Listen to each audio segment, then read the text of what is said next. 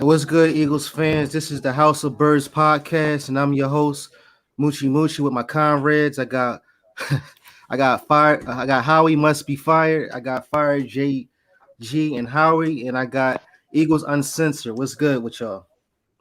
What's It's up? good, What's good, man. man? I'm gonna start off like this. Are we gonna be 3-7, or are we gonna be 4-6 when it comes to Sunday at 4:25? And what is the adjustments we need to do to fix almost everything? Press Um, coverage. I think we should let the special guest go first, hmm Mr. Eagles Uncensored, man. This guy has great takes, man. What you think, Eagles Uncensored? Man, I get that we play more zone than anyone pretty much in the NFL. I mean, we have a very high zone rate. So if you want to stick with zone, at least play press zone. I'd start putting more pressure on the wide receivers. Um, it all depends on who we play, is how you blitz, because blitzes have to be timed perfectly. You just can't blitz any time and expect it to work. It doesn't work that way. They're designed. Um, and to be honest, that's our weakest part of our defense. Is our linebacking core. We have guys that can't blitz, and we have guys that can. We have guys that can cover. We got guys that can't. So I think that's our toughest part right there, is how to coach that core, because they're all young, raw talent. No one's really polished. Uh, but it's really ultimately comes down to what defense we get this weekend, is whether we win or lose. well, guess what? Offensively, His name is Jonathan Gannon. He said he's not switching nothing up. So, JG. I mean, what can we say about that? I mean, as far as him being a rookie defensive coach, says that he's not going to change nothing. And I mean, what kind of coaching is that? Like, who says that? I mean, and my thing is, if I'm Jonathan Gannon father or somebody or her uncle or cousin or brother, like I should be calling him up and say, yo, bro, like what are you doing? Like, why are you not switching this up? Like, The defense. if you're not going to listen to nobody, listen to me. You know what I'm saying? As far as yeah, I'm your brother, I'm your father, especially your father. Like you lucky I'm not where you like I be taking my belt off and telling you, yo, you've been playing football all your life He and you're said, taking messing my up belt like off. this, or you're not switching up nothing. Like, what is the philosophy? Like, I raised yeah, you better than this. Like, I would say something, but he's saying he's not changing nothing. They're gonna go in and play the same way. I mean, like I said, every time when they start playing football, soon as there's no running play. Why they don't start off with the run? They start off with the throw, and it might be a 3-and-out, or might be one lucky catch, and then they get to the running game, and then now you got Jordan Howard, who they officially signed, and I'm just excited about that. Like I said, and through these whole entire weeks, put in RB1. Howard, put in Howard. Nobody says nothing until now. He's already have like what 4 touchdowns, maybe 5 within the Three. last 2 games. Three. Well, within the last 2 games, Yeah, three. you're not, and you're telling me that you like he's supposed to be on the practice squad. So again, I just don't. I mean, I want to say that we're going to win against the Broncos, but then again, the Broncos had won against the Dallas Cowboys. I mean, even though they're still on top, but what does that say about the team? So They ran again, really against Dallas. Yeah, I think we can point to Jonathan Gannon and his defense and his refusal to switch up plays and put guys in certain positions. We could point to Nick Sirianni. We could point the finger at Jalen Hurts. I think ultimately, we the fans, we got to start looking at the person who put these coaches and players in position. I think the Philadelphia Eagles have a infrastructure problem. The foundation is not there anymore. We don't have any foundational pieces. And you have to look at Howie Roseman, because it seems like every week we play a team and we're sitting there saying, oh man, we could have had it. We could have had this player if we didn't take JJ Arthega-Whiteside. We could have had this player if we didn't take this player. And one of the things and one of the biggest reasons why I point to or say we have an infrastructural problem is because I'm seeing guys like Rudy Ford, who was a special teams player for us, go to Jacksonville all of a sudden and creates his own NFL life, right? Picking off, getting interceptions. I'm seeing Mac Hollins looking like he's a true number 2 wide receiver. I mean, these are all players that were in our in our facility. So you have to ask yourself, what did the Eagles do wrong? Like, what is going on in Philadelphia to where these bottom tier players can't have success in Philly, but then they go somewhere else and now they're day one starters, right? So for me, we have a developmental problem, and then we have a problem with actually bringing the right guys into Philadelphia. When you look at, Howie Roseman actually picks better in the later rounds than the first few rounds, and I'll prove it to you when you think about Jalen Reagor and you think about Andre Dillard. Okay, the Eagles have 2 players, the same position that was drafted in the 5th and 7th round, that are now starters. Quez Watkins and Jordan Mailata. That's a problem when you have later round guys out producing first round guys. So right now, Philadelphia, man, as my title says, Howie must be fired. There's no other way around it. And unfortunately, I feel like he's still going to be around. I don't know why Jeff Lurie. I don't know what the attachment is. You would think Howie Roseman would go ahead and ride off into the sunset after he won that first Super Bowl, but I don't know, man. And so when I look at this season, where we are right now, it's hard to blame anybody because of the accumulation of bad compounded decisions by Howie Roseman. And you know what, man? Let me add a few other names in there for you. You got Roswell Douglas, for Green Bay right now. Mm-hmm. All right, Sidney Jones. He's played better in Jacksonville and in Seattle. Then you have Jordan Poyer from the Bills. Okay, and then you have Micah Hyde. Another one. Raheem Mostert. All these guys we drafted, we've had, and we let go. So in my eyes, this is the way I look at it, and I caught myself saying it last night, and I kind of wish I didn't. I don't think we have a drafting problem. I think we have a developmental problem. Because all these guys that we sit here and let go of, we're like, oh, well, they're not good.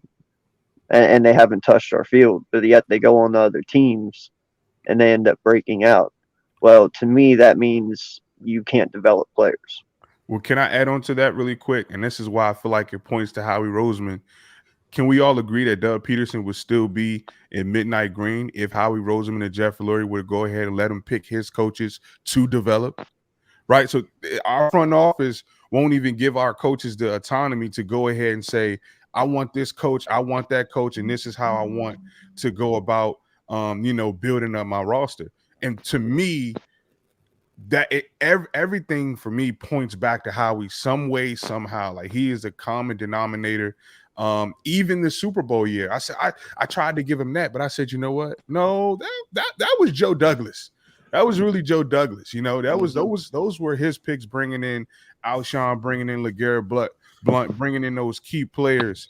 Patrick Robinson making the key interception in the Vikings game to go to the Super Bowl. So, I don't know, guys. I don't know, man. But for me, one thing that I had to come with grips today. Philly Foothills, what's up, bro? What's going on, guys? What's going on? What's going on, man? For having me on. I appreciate it.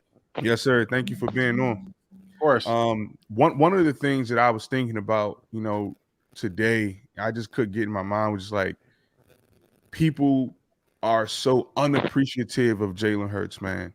And I know we can critique him on his on the field, ability or inability for some folks. But let's just stop for a second, man. Let's stop for a second and really think about and process. We have a young 23-year-old who in his rookie year has taken accountability, who has gotten the pretty much the approval of greats like Malcolm Jenkins, and we all know what kind of leader he is. If you look around the National Football League right now, just take a look at the Raiders. Henry Ruggs, 22 years old. Okay, the cornerback who they just released as well. Jalen Hurts is someone we don't have to worry about him off the football field. You know what I mean? And that cannot be discounted, especially in this day and age in the National Football League. These young kids are just not prepared and ready to come to the National Football League, take a bunch of money, okay, and go ahead and make the right decisions. To me, that's a lot of value. That's a lot of value in Jalen Hurts. And I feel like we just kind of throw it under the rug. And we can't do that. I mean, this kid, from when you look at him from a totality perspective, I mean, I don't understand how you get rid of him. And before I pass the mic, I want to say this, the one reason why I said today Howie has to be fired, I saw an article today that said that Howie Roseman is looking at Kenny Pickett and another quarterback in the draft. I mean, how disrespectful can you be? You have Jalen Hurts doing all the right things, saying all the right things, instead of you trying to figure out how to keep Fletcher Cox and add pieces on the defense. You're sitting here in a collegiate stand looking at another quarterback, thinking about another quarterback. I mean, fellas, I don't know, man. Somebody has to help me out. Well, as far as Doug Peterson, who's the coordinator that he wanted to be on? Then we had a problem with him though, right? Because like the first year he wasn't doing so good. Then the next year he wanted to keep him as the coordinator. I just can't think of his name. Like he was so bad. Press Taylor. Yeah, Press Taylor. Like he was so bad. I mean, and he was saying if it's not him, then it's not me. So I think that's one of the reasons why they let him go. So I do agree with you on that. I wish we did still kept Doug Peterson, just a different coordinator. But and then I think if we was to keep Doug Peterson, yeah, these players that we have now, we probably wouldn't even have them. It'd probably be a whole different ball game. But yes, it do starts with Howie Roseman. You're absolutely right. It do start with him, but obviously it don't look like he's going anywhere because he still look like he's in control. Do I blame him for picking these coaches or picking Nick Sirianni? Yes, because with his philosophy and still teaching us how like the water, like the plants and the flowers and the bees and all that, growing all that stuff, but not putting this onto the football field. Like, how is it that you can say, let's do this play, this throwing play? It doesn't work. It hasn't worked for like a couple weeks. I mean, some teams it do, some teams it don't. And again, if Jalen Hurts, I like him to be under center. Every time he's under center, he managed to get somewhere off the better throw, off his back foot, and seeing the field clear. Now, I'm not a hater at all. I'm still saying it's Hurts season. I think it's all right. I mean, like you said, we all can critique. I don't hate him at all. Like you said, off the field, he's the perfect gentleman. As he's and as far as him being a black man and all that, he's doing perfectly well. I get that, but now it's time to play football. There's no way you could tell me. And again, he's saying this in his mind too. The only thing I do give him a pass on is him saying, "I'm only doing what the coaches have told me." Period. Now, when you say that, I have to lean that on to Nick Sirianni, Shane Stanage, Brian Johnson. That's all of them. That's y'all fault because y'all not seeing like y'all are standing right there looking. All right, it's a throwing play. You see the ball go up and it's not connecting. All right, Brian Johnson, you're the quarterback coach. You need to fix that. You see the ball go up. You see everybody's playing man on the defense. All right, that's not going to work. James Stanage, you got to fix that. You see the ball going up again. Nobody's catching the ball or we're not getting nowhere. Nick Sirianni, you need to fix that on the run. You see, like, again, Jordan Howard, he's running. He made 3 touchdowns in 2 games. He's putting pressure onto the defense. He's wearing the defense down. You need 1 or 2 people to wrap him up and put him down. Again, the running works. You need to run the ball first, or like I said, run what's run the ball, run pass, or run pass, or do something different. You got to switch it up. Uh, like I just don't know what to say. Again, we got the Broncos. Are we going to win or are we going to lose? It's simple. You know what I'm saying? It's like, but it's all about these coaches. And like you said, we need to fire Roseman, but it's not going to work. Period.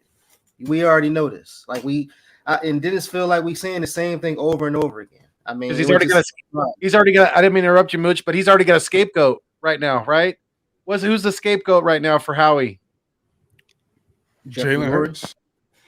No, John, our defensive coordinator right now is the scapegoat, in my opinion, because he's gonna be the one to get the axe at the end of the season, and I have a feeling that Lurie is more than likely going to give Howie control of these picks or whatever they decide to do in the offseason. And if it's going after a quarterback and burning 2 first rounders and a first rounder next year, I think that's an idiotic move.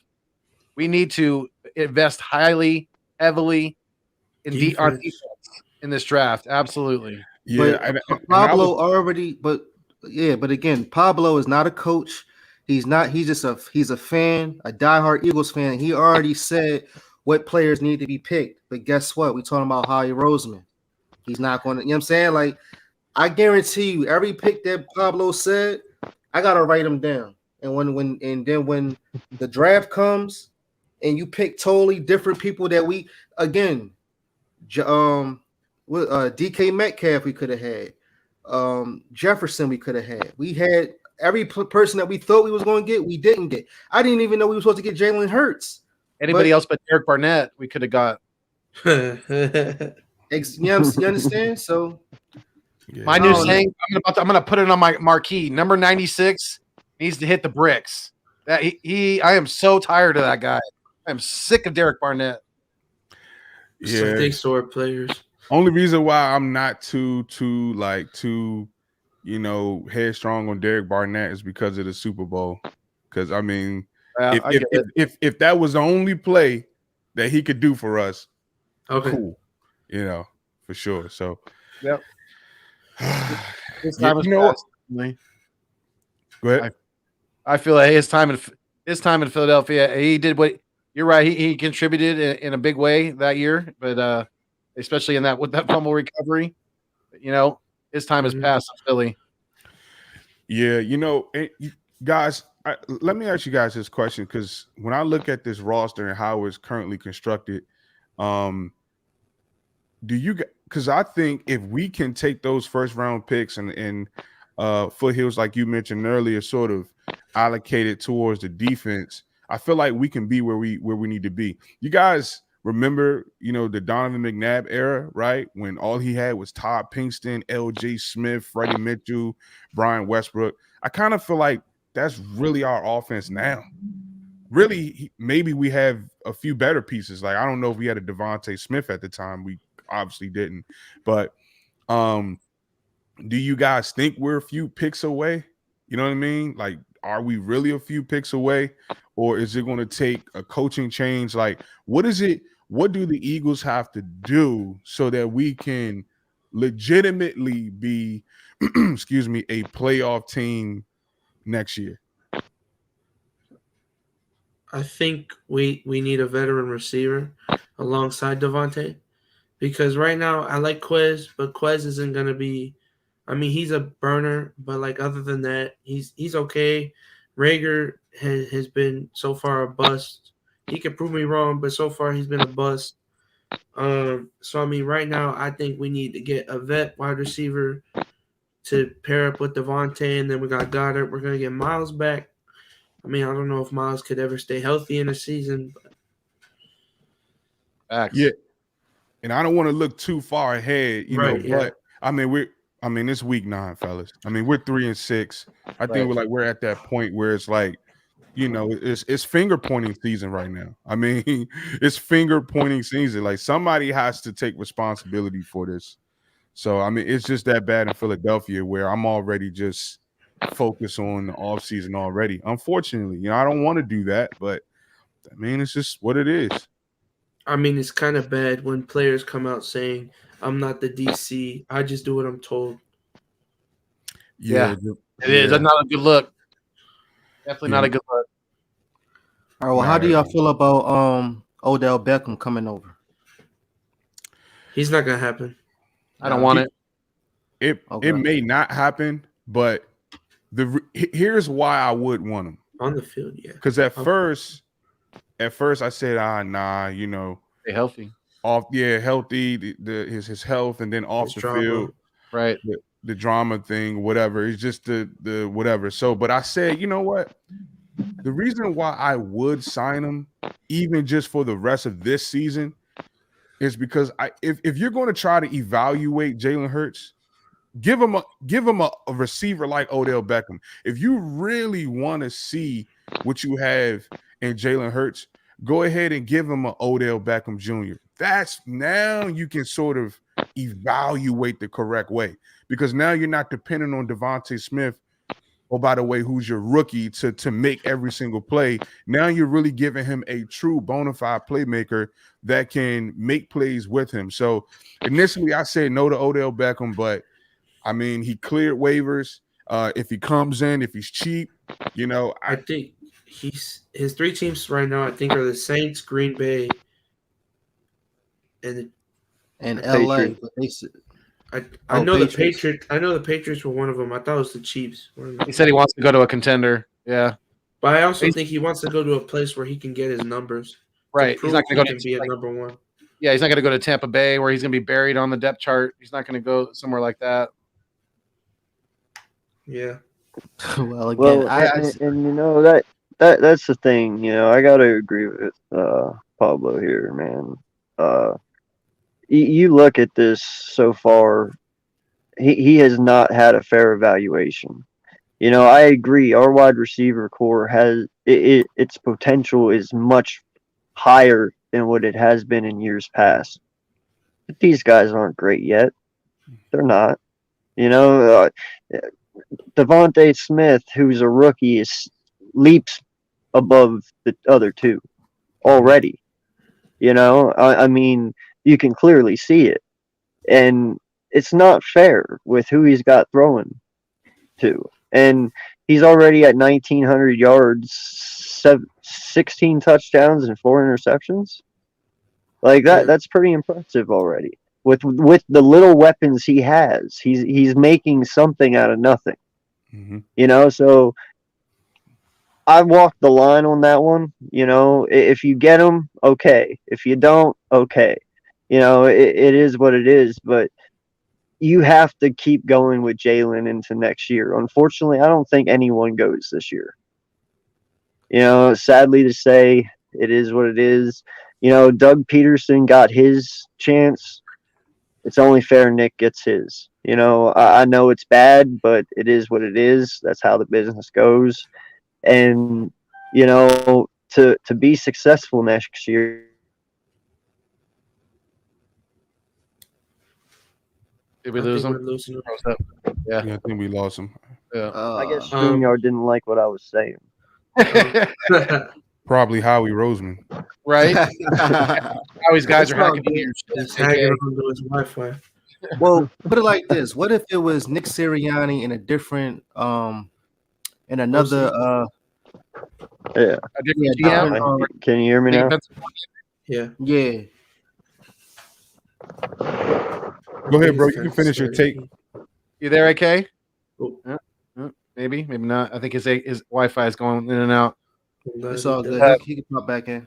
Kind of piggyback off of what he was saying. You know, I don't think Jalen Hurts is those people who are ready to pull the plug right now and say that he's not the guy. I just think they're making too quick of an assessment on this kid, because not only has too much of the offense been going through him, but I mean and that leads to the offense just being so unbalanced. And yeah, we've gotten a little more balanced these last couple of weeks, but just imagine what our record would be if we would have had that balance all year long. Well, if Jordan Howard was on the active roster from the get-go, if we were pounding the rock like we should have been, because we've seen it. Jalen Hurts needs that. He needs that type of offense. Like Moochie said earlier, he plays better under center, and he needs to feed off of that play action. So Go ahead, Pablo. I got a question for you because I feel like it's a phenomenon, and my thing is this: why is it that folks were willing to wait 5 years to see what Carson Wentz was, but we can't wait a year and a half for Jalen Hurts? That's all I want to know. Why is it that Carson Wentz gets a longer string, and he's and this is a guy who left Philadelphia and said, "What? I don't even want to talk to the fans. I don't want to speak to the media." Right. Okay. Jalen Hurts gets drugged into Philadelphia, pushed into this situation, forced to perform, pretty much being told, hey, if you don't perform your first year, we got 3 picks behind you and we're going to get rid of you. I think only because the first year Carson Wentz was bad. Second year he was great, got hurt, and then they went to the Super Bowl. Then they said the next year they said we're going to give Carson Wentz a chance. Doug Peterson, then he was bad and he played again. So that's why we gave him a stretch. I just think maybe because the way how Hurts was playing last year, we said, oh yes, this is our quarterback for next year. But then you have Nick Sirianni. That's why I said I'm not putting so much on Hurts. Only reason why, because when I see him playing, I'm like, what are you doing, bro? Like, what are you doing? Meaning, I know he goes back onto the sideline, look at the video, and I know he got to tell himself like, I should never did that, or I shouldn't have did that. So it's like it's so much expectation. I feel like I'm putting so much on him only because of Nick Sirianni. It's just that those plays is trash. If he had somebody else under him, maybe he'd do something better. But that's why I said with James Saint, with Stainage, with his plays and all, or those plays, period. Just get back to basic football, and we will be better, I believe. But my thing is, so guys, somebody please help me with this. Philly Foothills. What it boils down to, Pablo, is this for me, in my opinion. The Eagles, so fan bases in general, but even more so with the Eagles fan base, because of the intensity of it. I mean, even like a guy like me who just recently went to Philadelphia for the very first time in his life, and I'm almost 40 years old. I've been a diehard Eagles fan for over 25 years now. I'm born and raised in California. I'm a self-made Eagles fan. Don't have any relatives or anything like that. But the passion is so strong, it increases that impatience that people have, right?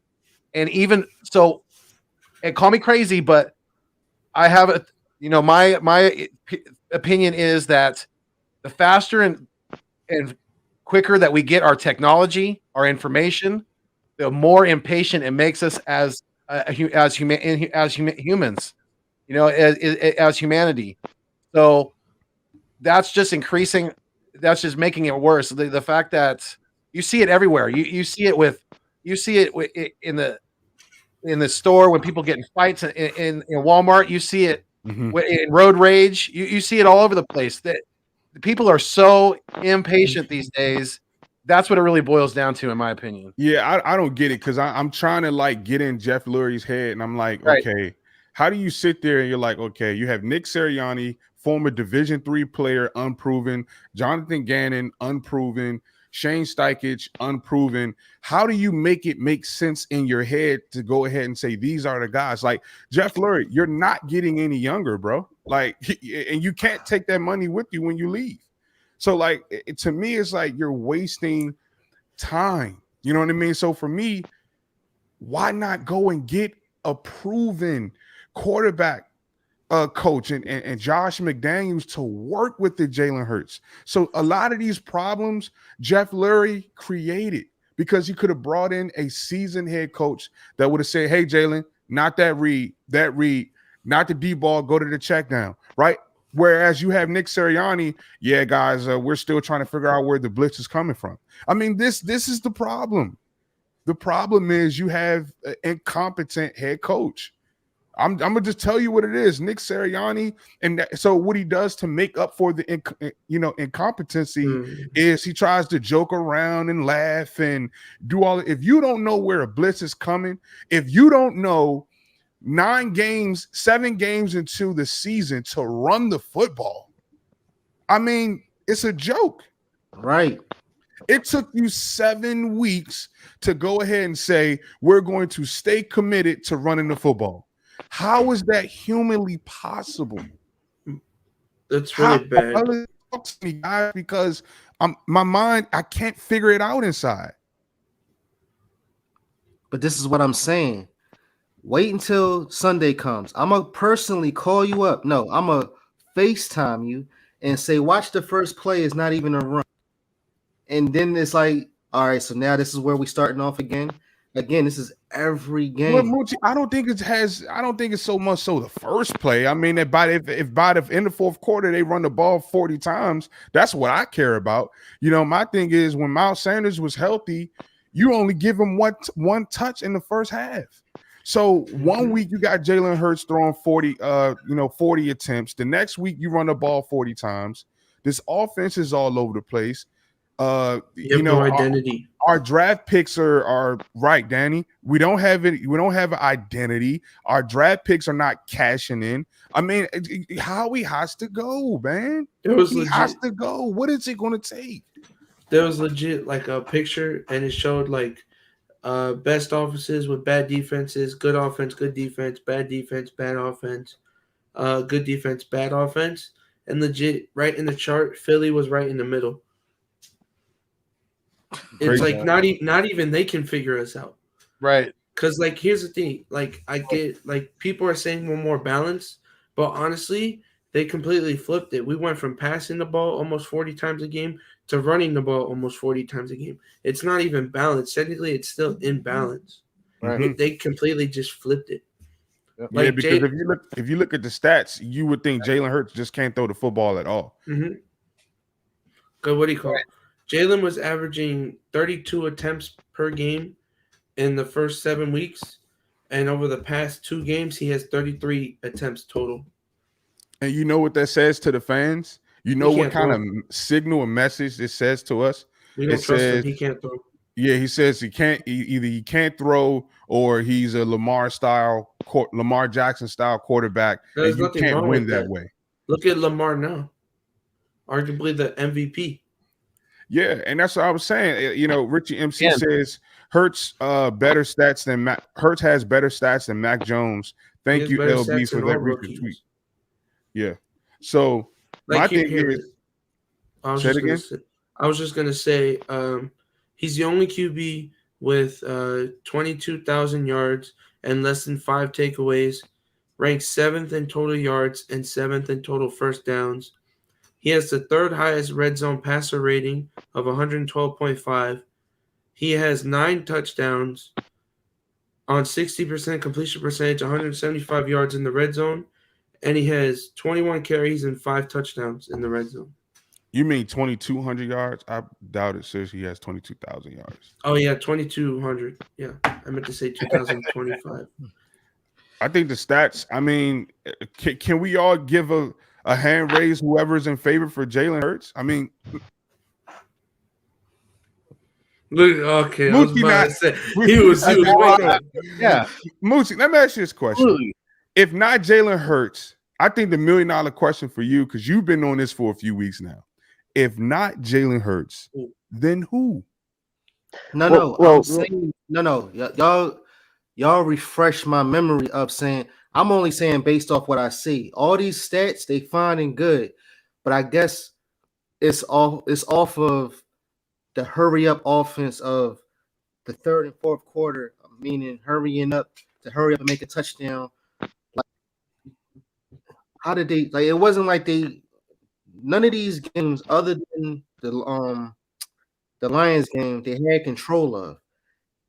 3rd and 4th quarter, that's when they hurry up, make a touchdown, hurry up and make easy yards, run yards or whatever, just to make touchdowns, just to hurry up, just to try to. We're not built to play from behind right now. We're not. You know, in Philly Foothills, you know what kind of game plan that is? That's when you have a rookie rookie head coach that doesn't know what to do in that spot. You know, okay, you got to get points, and that's what I'm saying. And on top of that, you have a defensive coordinator who doesn't have a clue. It seems like what he's doing out there. You know, he doesn't have any connection. Gannon doesn't have any connection with these players right now. Our defense is it's weird because we made a good stop when they drove down 99 yards in the first drive. Made a good stop on the goal line. We made another good fourth down stop later on in the game, but outside of that, I mean, Herbert was sitting back there. He could have, at the end of that game, he could have been in the Tide commercial. His jersey was so clean. You know what I'm saying? He went 16 for 16 in zone coverage. 31 for 30, no, 32 for 34, 31 for 34. I mean, right now, quarterbacks are completing. You guys see the percentage that quarterbacks are completing on us right now? It's higher than Drew Brees' single season percentage. The record. It's higher, like 75%. Yeah, it's crazy. Which would be an NFL record. Yeah, it is absolutely insane. And we got guys playing off 10, 15 yards off of the receiver. No lie. I have a legit question for you guys. Say you give Jalen Hurts, we'll just go with just a decent defense in the NFL. You just give them New England's defense. Like average. Oh, average. That's a little above average. Okay. Yeah, I was gonna say there's more that are way better than that. I was gonna say, but like the Giants. You just give them New England's or just any of these decent defenses. We'll just throw that in there. How many games do we win out of these first 7 that were very close? I say our record looked a lot better. I think we beat Kansas City. We beat Kansas City. We beat the 49ers. We beat the Raiders, and we beat the Chargers. And the Chiefs. But this defense is just very terrible. I mean, he doesn't play defense. You know, he did everything he could that last game to win. All they had to do was keep them from getting past the 50 and getting 3 points. That's all they had to do is just get us to overtime. And you saw as soon as they got over there, he dropped his head and shook it like, dude, like I could have done this. And y'all just failed me. Like you saw it written all over his face. I mean, and real quick, I was just gonna say they always say they never want to give up a big play, but you got 6 minutes left. What's the worst thing? They go score a quick touchdown and then we get the ball back to go tie the game back up. Right. True. That's why I'm saying like he legit plays like we're up by 30 out. points. Yeah. He plays like we're up by 30 points. Like I think it was like 3rd and 7, and they were like on their own like 4-yard line, and Nelson's 10 yards. He's legit at the first down marker instead of everyone else is pressed. Only Nelson isn't. So that must have been like a scheme because they must have been like flats, and then he was a deep blue. So that's why I'm like, why is he so far back? What happens? You give up a big play. Yeah. You live with it and you move on. And this is why our veterans are speaking out. I mean, think about it. Fletcher Cox has never been the type of player to come out and voice his opinion, even if he was, sort of frustrated. Javon Hargrave, ever since we signed him from free agency, I mean, he's been like white 80 the entire time. You know what I mean? So it's like so for these guys to all of a sudden come out. Jonathan Gannon and Nick Sirianni, man, they just rub me the wrong way. They rub me like they just want to get their philosophy out there, and that's it. And it's like you don't want to give up plays, but yet you want guys. You're going to allow defenses to walk up and down the football field. Like that doesn't make any sense. And then my man just sits there the entire time the game like this. Like how do you sit there and see your defense suffering and you don't do anything? The pride that these coaches have, and I understand because at the end of the day, guess what? You in this offseason, you better not go upstairs and sit in Jeffrey Lurie's office and sit in that nice, beautiful leather chair he has up there and sit up there and say, hey, my scheme didn't work. You can't take him that, because if you tell him that, then you're out of here. So he has, and I think Moochie, that's sort of answer your question why he won't change his philosophy is because a coach would rather tell the owner, hey, my scheme works. I just don't have the right players. You know what I mean? Yeah. And this is how I know the Eagles don't have the right coaching staff. And this is why I was banging on the table for Deuce Staley, because guess what? Deuce Staley is what, guys? It's not hooked on phonics, a former running back. So what would the Eagles would have been, guys? A running team from week 1, not week 7. from week Yeah. 1, not week 7. And so now we see as players like how much having a bad or inexperienced coach, how much time it costs you. See, like that's the problem. Like it's not. That's why winning a championship is so important because, like, man, like that's hard to do because what we're really playing with is time. Like I could be the next 50 the next time we win a championship because we don't have the right coaches that can get. And that's why coaches are so important because we need coaches to get the talent out now. We don't have time to wait. You know what I mean? We can wait and let them develop, but ultimately, man, I don't know, man. It's just it's Philadelphia. And Deuce Staley, he wouldn't go for that. He wouldn't go for no Jonathan Gannon. He probably would have been kicked him out. Like, yo, but that's what I'm saying. But that's why they didn't Jonathan keep Gannon him. wouldn't have been hired. That's why they didn't keep him. Juice would have been smart. Probably brought in a veteran coach that's probably already been a DC or maybe a head coach before, and to make him his DC. He would have been smart about it because Deuce, has connections.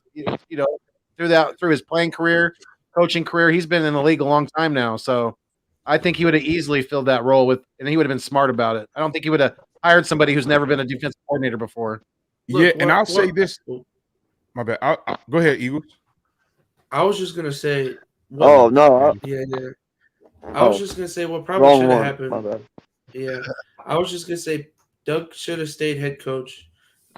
They should have moved Deuce to OC, and they should have just kept Schwartz and just see what they could do with Jalen and just go from there. Well, Schwartz had the role anyway because he had some health issues, I believe. Yeah. Right? Let me ask you guys this question: Schwartz or JG? I hate calling him Schwartz. JG. Schwartz or Jonathan Schwartz Gannon? in a heartbeat. Schwartz is looking like a god compared to JG right now. Oh, stubborn Schwartz? Yes. Mr. Play you back 30 yards? No, I mean, he would have definitely switched it up though. They would have put something in his at least head. he was getting home sometimes. At least he was getting to the quarterback. They weren't back there returning emails and making TikToks. I don't know if he would have switched it up. It literally took Malcolm Jenkins to go talk to him halftime, say, yo, against the Saints, this ain't working. But yeah, I don't know. One of the things I wanted to mention too, man, just sort of throw out there is just the fact that, Jesus, I forgot. Don't you guys hate when you have a take right there and you forget it? It's kind of crazy. It just comes and goes, just like the wins and losses in Philadelphia. But JG, Schwartz, Howie. Tell you about DC. It's the frustration. Yeah. Right? Yeah, it's so bad, man. It's bad. It'll come back to me, guys. One thing I will say, honestly though, I don't, like I said earlier, I don't see us getting rid of anyone, but what I could see us doing, and this is a shout out to Birdman 951, I believe he's the one that said it originally. Birdman. I could see them honestly telling them you need to hire a veteran coach consultant. Somebody that can come in and help them both offensively and defensively to be smarter as play callers and coordinators. To add a veteran presence to this coaching staff, which is being missed. Yeah. Is that gonna help enough though? I don't know because I don't know. Right? Because Nick Sirianni and Gannon, they seem like they're stubborn as hell. They don't like to. But I mean, the way I look at it is, who did Sean McVay have his first year? Yeah, we had Wade Phillips. Right. Hell of a defensive coordinator, plenty of veteran experience. And then once he taught him what he needed to know, well, Wade stepped away, and now he's doing fine. So, like you said, a guy like Lovie Smith would have been a way choice for a defensive. I wanted Lovie, man. I wanted Lovie bad. You know why none of this could have happened? Because this is what Howie Roseman was afraid of. He was afraid that if he hired, say, a Josh McDaniel, even a Lovie Smith, these guys would have said, hey, I don't want the guys you pick, i.e. J.J. Arcega-Whiteside, i.e. Andre Dillard, right? So he has to protect his draft capital and his pride. This is why Howie has to go, because when you start putting your pride before winning in Philadelphia, fans are going to start saying, hey, man, hot seat. You got to go. You got to go. And that's my biggest thing is if you got to pick wrong, and this is when I knew Howie Roseman was crazy, because I seen him in a video, and he was sort of boasting how most recently his later round picks have been better than his first round picks. I'm saying, what GM would boast about that? Wow. You know what I mean? Like, you're really sitting up here talking about how he's reaching. He's trying to find something. He's like he's searching for something that he can puff his chest out about. Jeff he's Lurie here's reaching big time.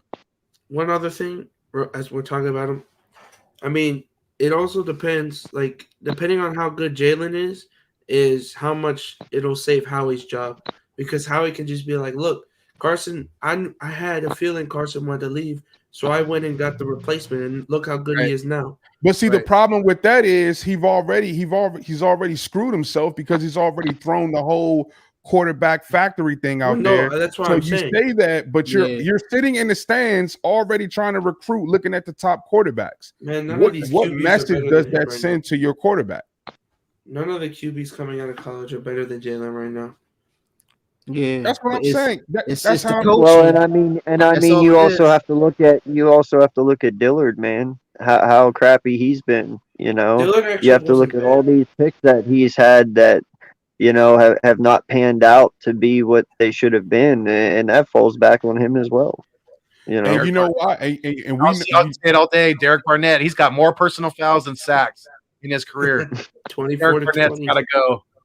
Yeah, and what I'll say this about Andre Dillard is, we know it's not Jeff Stoutland, because if Jeff Stoutland could turn a kid who didn't even know the color of a football into something, okay, and Jordan Mailata, and turn him into an all-pro, and I hope Jordan gave him a few, $1 million, because without Stoutland, he doesn't get that contract, and I think we all know that.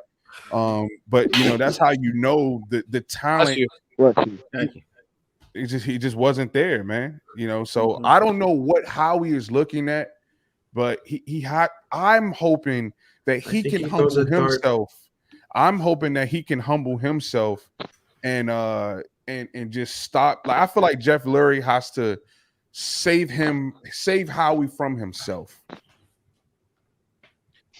Pablo, let me ask you this question. What do you think about this scenario as a possibility to kind of explain some of the shenanigans, to use a better word? I was going to drop an F-bomb, but I won't. Do you think there's a possibility that Jeffrey Lurie, after Sirianni was hired, brought him behind closed doors, just the two of them, and said, "Nick, I need you to create me," or not necessarily even said that. He said, "I need a good excuse at the end of this season to get rid of. I needed a good current excuse to get rid of Howie. So I want you to have Jalen Hurts throwing that ball damn near every play to start this season.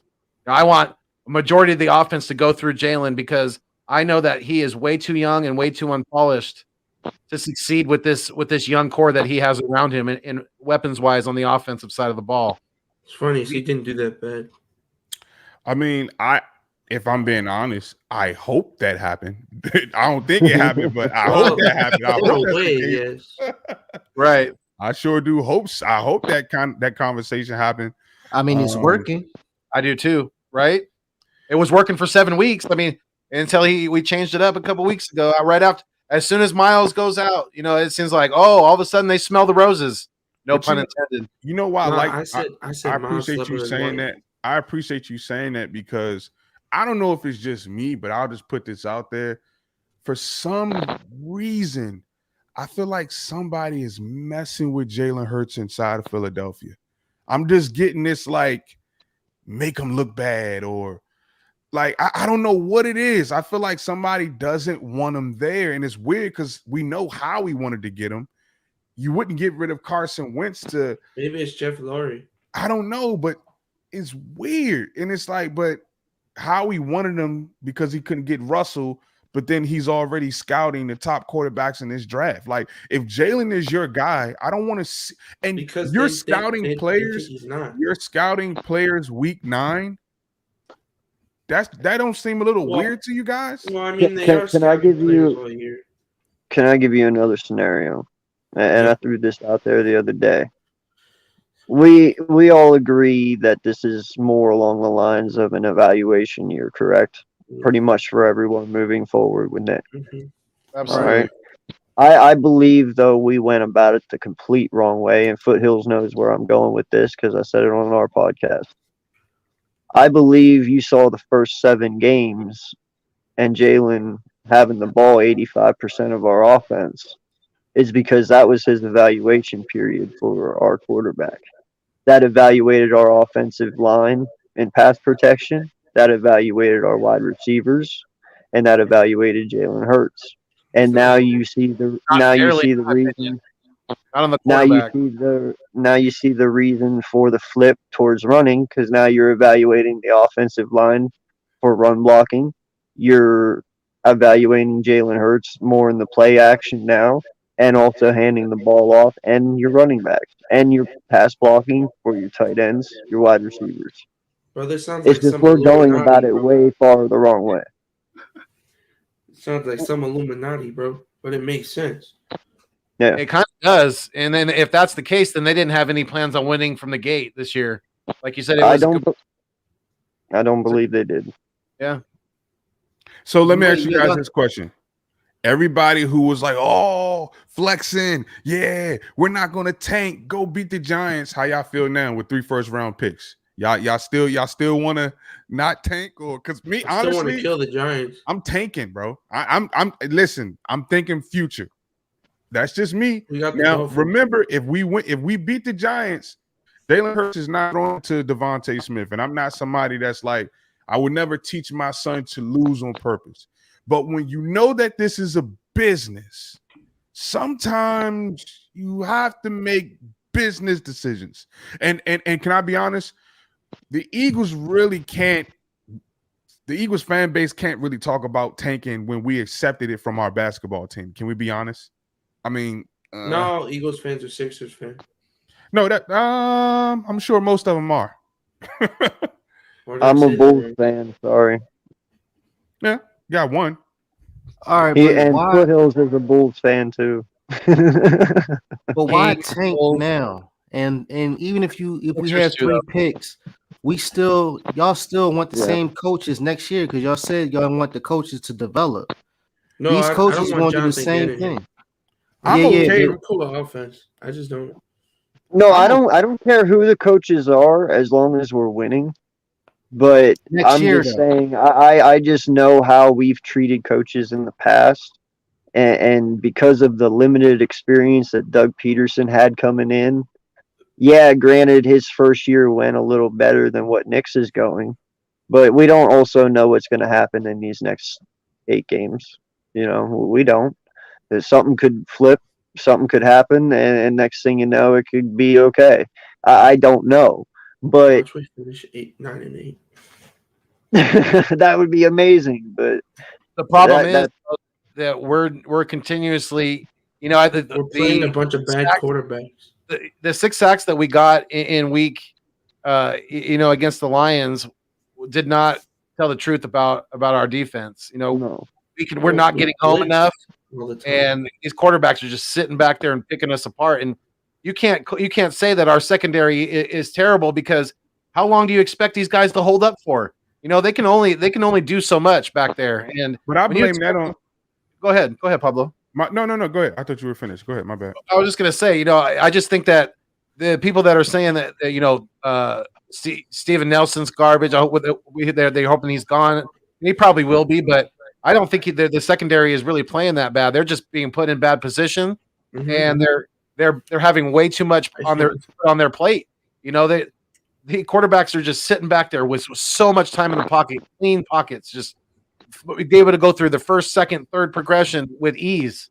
And it's too much to ask for the back end. They can only hold up so long. I don't even think that's true. I think the check down's always open, so they know our thing is we're not going to give up. Well, no, I mean, like, no, it's not even that. It's just like it's all about take what the defense gives. If you know our defense is not going to give up a deep pass, then why would I even try it? Just get the quick, easy yards. Yeah, for me, Especially like 10 to 15 yards off the ball, you know. Mm-hmm. Yeah, I think even when we beat the Detroit Lions, I'm like, that's not a game for me as a fan where I want to see you try to build off of. Like, I don't want to see you try to pump this team and motivate grown men against an 0-8 team. You know what I mean? Right. Like, for me, Right. I just don't understand it. Like, that's not the game you do that. You walk up to the podium, you look the fans in Philadelphia, every single last one of us, and you say, hey guys, we beat an 0-8 team. It's time to get back to work. Right. Okay. That's what I want to hear. Because what you're doing is you're setting fans up for false hope. And like Philly Foothill said, have you guys seen that defense that played against the Detroit Lions since that game? Since that game, no, but I saw it in the Carolina game. Yeah. It's inconsistent, man. And we saw it in the Atlanta game. Though. Yeah. We're bottom feeders this year. We haven't beat anybody of significance. Well, that's what I'm Well, trying to say. We're going our last half of the season are all against bad QBs. After Teddy Bridgewater, we got Trevor Siemian, Danny Dimes, was it whoever's starting for the Jets then, and then we got Joe Taylor Flacco. Heineke. I don't know. Taylor Heineke, Danny Dimes, Heineke. Taylor Heineke, and then probably Cooper Rush because they'll probably be sitting Dak then. Right. So it's like we're all going up against backups and bottom 10 QBs. So can we pledge here on tonight to kind of keep it in context? Because sometimes as fans, we beat up on these players and we the playoff team and we're gonna go to the Super Bowl. This is Danny Dimes. Playoffs. Like Jim Moore said, playoffs. Pablo, I want to break this down for you like this real fast. Pablo's ready to tank. During the off season, whenever Nick came in, he was a very high energy guy. Him and Gannon both. Right. You could feel the energy from this team. You could feel the energy from the coaches during the press conferences, everything, and they truly had us believing. They did. They even had me. I was one that said we could possibly win 8, 9, 10 games. It just all depends. But they had us believing so much that now when it all comes to light, it's actually quite a disappointment. And in my eyes, my best advice to them is next year, just keep your fucking mouth shut. Don't say anything. And if it gets good, then just be like, yeah, we knew it all along, which in back you'd be like, that's bullshit. But, next year, just don't hype it up until I love that they did. I loved feeling that way, but now I'm in depression mode, man. Yeah, but let me ask you a question. Do they deserve the blame, or as fans, do we deserve the blame? Are we too gullible? Are we too? No, we're supposed to feel that way. This is our team. We're supposed to feel that way. A lot of people ask me, and I'm sure you get it a lot, why we defend Hurts so much. He's my quarterback. Mm-hmm. I have to. This is my team. I love this team. I have from the moment I was born. Mm-hmm. I would have ride or died with Carson Wentz if he was here.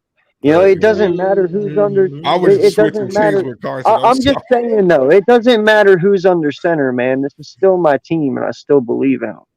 You know what I'm saying? It was exciting from the time of the era where Randall Cunningham all the way until the Super Bowl, and then a little bit of I would say probably after McNabb, maybe a little Vic, but other than that, ever since Chip Kelly, that's what I meant. That's what I meant. That's why I said never mind. Yeah. It kind of stopped around when Foles first came around and Vic was still here. Then it kind of stopped until the Super Bowl year. Yeah, we all love this team. So let me ask you guys a question as we wrap it up. What is your key matchup in against the Denver Broncos? For me, I'm going to say it has to be Devontae Smith against Patrick Surtain. These guys were together. Surtain is out. Oh, he's out? Yeah, he's hurt. Who is it? Darby? Is it Ronald Darby? Ronald Darby? Oh, yeah, we're going to feast. Oh, it's Thanksgiving for Better. us. Darby's actually having a pretty damn good year, man. Yeah, But we know Montana's him. a pure number We know one. him. We know him. We know No, his not ways. this team don't know him. This Not team our don't. coaches don't. Our coaches Yeah. don't. So They better go watch. They better go watch some film on him. I can't see. And guess what? Nick Sirianni don't watch film. He don't watch defensive film. I know it's a week by week. Watch the thing. Flyers, bro. You could talk to McLeod. I know it's week by week, but I can't see Yeah. Ronald Darby holding Devontae Smith. Maybe But the like, Lane Johnson. Here's my thing. Denver's defense is 6th when it comes to like running the ball, so they're good at defending the run, but they're 20th in pass defense, so they're not that good passing like when passing on. So you're pretty much saying expect a high volume pass game, probably. I'm expecting kind of like a Chiefs game, passing wise, where he's dropping back almost 40 times. I think there's got to be more play action and more running wise. I think he'll be under center a lot more, but I do think there's going to be less RPOs and more just drop 3-step, 5-step drop back. Hey, go figure it out. Yeah. Hopefully. Well, then what's your scores? I'll let the guest go first. Go ahead, You AK. wanna go? Go ahead. All right. I'm on 24-21 Eagles. I'm still going to say us. I'm never going to go against us, but I have a feeling it will be a close game. I mean, Teddy Bridgewater is a game manager. The Broncos do have some young wide receivers there that can pop off at any moment. Their halfback is, coming off Javonte a Williams. pretty decent game. So, they do have some momentum. Their defense is showed they can still hang without Von Miller. So, And there's no Bradley Chubb. yeah, and now there's no Surtain. So we'll see what happens, but all in all, it will be a very close game. It will be a offensive battle at the end, though, I believe, is what's going to make or break it. Yeah, I think it's going to be a little more higher scoring than that. I think it is going to be back and forth, be a lot of points scored, and I think it's even going to go into OT. I'm going to say the Eagles win 38-35 in OT. God damn. That'll be a good game. Yeah. That'd be a good game. Go Go ahead. ahead, Mook. Well, I got it. I think it should be a high scoring game, only because of Devontae Smith, and I feel that what's the other wide receiver we got? Quez Watkins. Quez Watkins. Yeah, I believe he's gonna have a breakout, and I for some reason I feel that Goddard's gonna do something too. So I believe it's gonna be in the 30s. I will say maybe 30, 34, 31, and we only gonna win off a kick maybe. But that's only if we get our minds right. Listen, again, play smart football. I mean, with the dumb, like Nick Sirianni, he been playing dumb. Like the only time they've been playing good was that Lions game. They played perfect only because it was 0-8, 0-7, or whatever. But we're talking about the Broncos. Again, I'm a little skeptical because the Broncos had won against Dallas. And that was amazing. So it's like I still think Dak was hurt. Yeah, at the same, but they still got an elite running back. They got wide receivers. Mm-hmm. And I'm talking about Dallas. Like they are a perfect team right now. They showed Trayvon Diggs isn't a good corner. No, that's fine, but still, the record still speaks for itself. So again, hopefully we go in here as long as we play smart. If we can play smart, and if Gannon can just get himself together, as in, all right, let me blitz more, or let me do what I got to do to win the game, or at least be efficient. I guess I'm gonna say 34-31 Eagles. Yo, and real fast, I gotta add something because I did live in Denver, literally in Denver. I gotta say, man, that you gotta go in well conditioned as well.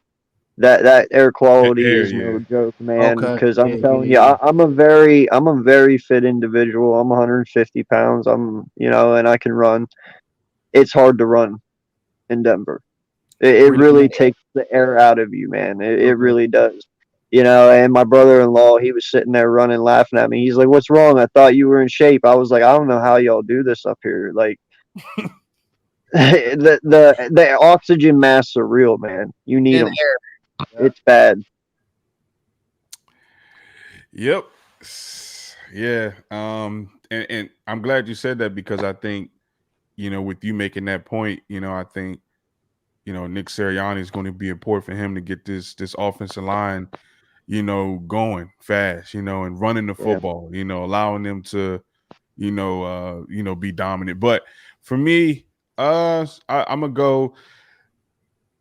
I'm not going to say that the Eagles are going to win any games from here on out, just because. Hear me out. I know that kind of sounds bad, but until this coaching staff can be consistent, because we know that that's the case. When your coaching staff is chaotic, your defensive coordinator and your head coach / quarterback, / offensive coordinator are not on the same page, you can't win like that. That's just a formula for failure. You can't win like that, as we can see. So for me, I'm going to go Denver is at home. I'm going to go Denver 24, Eagles 17. I want to say we're going to win, but the fact is the Eagles are 3-6 for a reason. We're 3-6 for a reason. This is not just because that's what we wanted to be. We're 3-6 because of our coaching staff. And until they prove to me, until I look at that TV screen and say, okay, that's a competent play, that's not a dumb play, I think it's just going to be more of the same. At least you don't got us getting blown out like Birdman in the comments there. He's got us getting blown out 40-17. What you think, Danny? If I had to take a guess, I actually think it's not going to be high scoring because I think there's going to be a lot of long drives because I do think Gannon is going to stay the same on defense. So Denver's going to have a lot of long drives. So, if I had to take a guess, I'd probably go somewhere in the range of similar to this week. So probably 26, 22, 27, 24, something like that. Because I think it's going to be a long drive. I do think the Eagles can win this game because as long as we get the ball last, if we get the ball last, I think we can win this game. If we don't get the ball last and it's up to the defense, I think we lose. Like this week. Because I can't trust this defense to make one stop. We're not good at home. We're only good away. So, anything is possible. But that's what it is. It's been an hour and 7 minutes. This is the podcast, Home of the Birds podcast. House of the Birds. Good night, Moochie. Yeah, that's it. See, Howie Roseman got you drinking that stuff. I done messed up. My fault. But it's been a pleasure that Eagles Uncensored and Philly Foothills was joining us. You guys got to come back, man. You guys got to come back to the house, man. It was a really good, good time having you guys. Hey, Sure, hold on. Okay, so Philly, anytime you guys want us, we'll be here. So did you guys say we both say we were going to win? Yes. Yeah. Okay, cool. So if we win, you guys automatically got to come back next week, guys. Come on now. You guys got to come back. Yeah. Hey, you got my. If we win, that's if we win, I guess. So right, that's what you're saying. Right. If we win, you know what I mean? But this is why it's called the house. I'm all messed up. House of Birds, because we all Eagles fans. You know what I'm saying? And everybody's welcome to the house, man. Definitely. Yeah, and I wanted to say that it's good. It was good to work with you again, Mooch. I know it's been a minute. Definitely has been, yeah. My man here in the middle, it was good to meet you. It definitely nice to meet you too. Yes, Danny. Yes, you too, man. Mooch, it's our first time, man. So I appreciate you having me on. You know how long I've been wanting to get with you too. You know what I'm saying? So yeah, it was a pleasure. You know what I'm saying? Yeah. So we definitely going. There's more to come. You know what I mean? But until then, we 3-7. So excuse me, we 3-6. Hopefully we be 4-6. Let those birds fly, man. Let those birds fly. Come on, guys. House of Birds, and we are out. Bet. Yes, sir.